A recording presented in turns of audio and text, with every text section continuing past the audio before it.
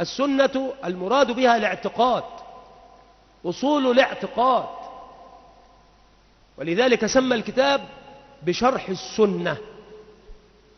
لا يريد السنة في الطعام وفي الشراب وفي المدخل والمخرج وفي الصلوات، وإنما يريد السنة بمعنى الاعتقاد، فالسنة للإمام أحمد والسنة للإمام عبد الله ابن الإمام أحمد. قال عبد الله بن المبارك: أصل 72 هوى 4 أهواء، فمن هذه 4 تشعبت 72 هوى: القدرية والمرجئة والشيعة والخوارج.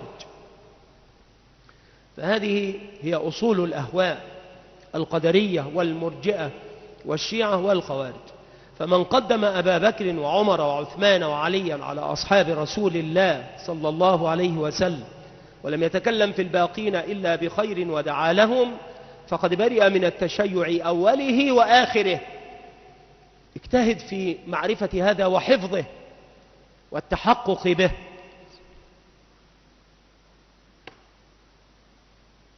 ومن قال الإيمان قول وعمل يزيد وينقص فقد خرج من الإرجاء أوله وآخره.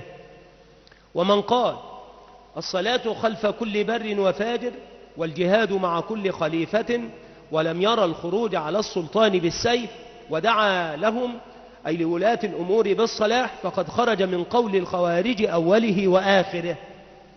ومن قال المقادير كلها من الله عز وجل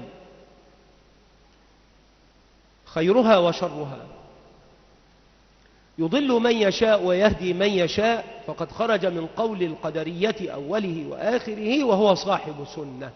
فدلك على طوق النجاة ودلك على العلامة الفارقة التي تستطيع بها أن تفرق بين السني والبدعي. إذا وجدت الرجل يتكلم في عثمان فاعلم أنه إلى الرفض بسبب وليس من أهل السنة.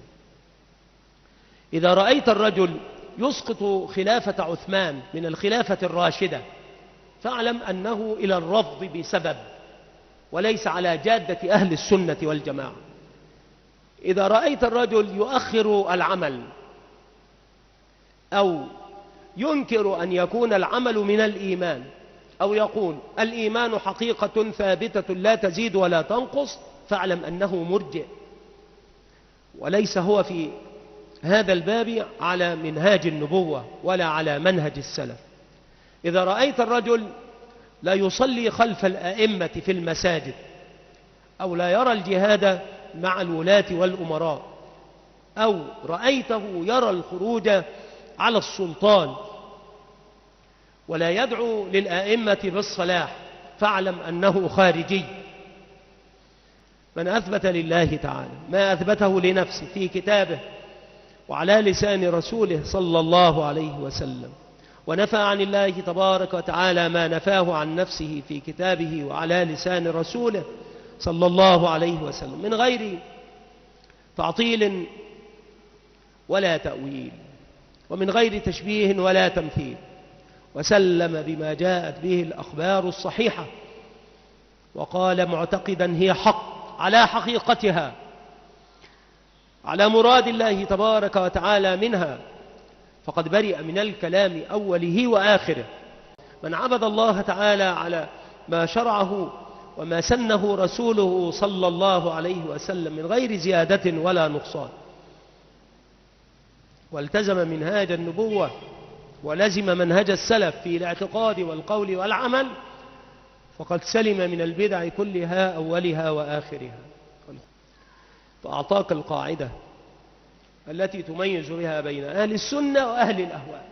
فاتق الله ربك وعرف دينك واتبع نبيك صلى الله عليه وسلم والزم غرز أصحاب نبيك صلى الله عليه وسلم ورضي الله تبارك وتعالى عنهم